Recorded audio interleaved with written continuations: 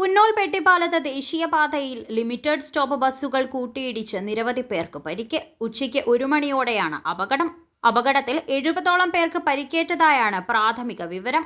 അപകടത്തെ തുടർന്ന് ദേശീയപാതയിൽ ഗതാഗത തടസ്സവും ഉണ്ടായി. അപകടം കണ്ട ഉടൻ ഓടിയെത്തിയ നാട്ടുകാരും യാത്രക്കാരും ചേർന്നാണ് പരിക്കേറ്റവരെ രക്ഷപ്പെടുത്തി ആശുപത്രികളിൽ എത്തിച്ചത്.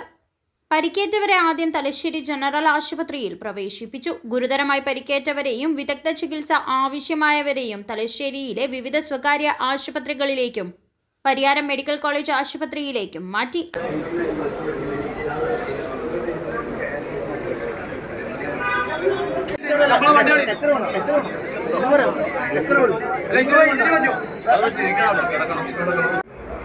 അപ്പോൾ ഇങ്ങനെയാണ് ഞാൻ ബസ്സിൻ്റെ കുറച്ച് ബാക്ക് സീറ്റിലായിരുന്നുള്ളത്. അപ്പോൾ പിന്നെ പെട്ടെന്ന് നോക്കുമ്പോൾ കൂട്ടിയിടിച്ചാണ്. അപ്പോൾ പിന്നെ തല അടിച്ചു, പിന്നെ നമ്മൾ രണ്ട് കരച്ചിലും മകളൊക്കെ ആയിരുന്നു. അപ്പോൾ നേരെ ഇങ്ങോട്ടേക്ക് ഹോസ്പിറ്റലിലേക്ക് കൊണ്ടുപോകും. അപകടം ബസ്സുകൾ കൂട്ടിയിടിച്ചാണ്.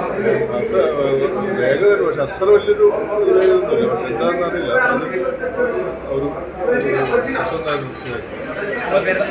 കോഴിക്കോട് നിന്നും കണ്ണൂരിലേക്ക് വരികയായിരുന്ന ഗംഗോത്രി ബസ്സും തലശ്ശേരിയിൽ നിന്നും കോഴിക്കോടേക്ക് പോവുകയായിരുന്ന ജാക്ക് ലയൺ ബസ്സുമാണ് കൂട്ടിയിടിച്ചത്.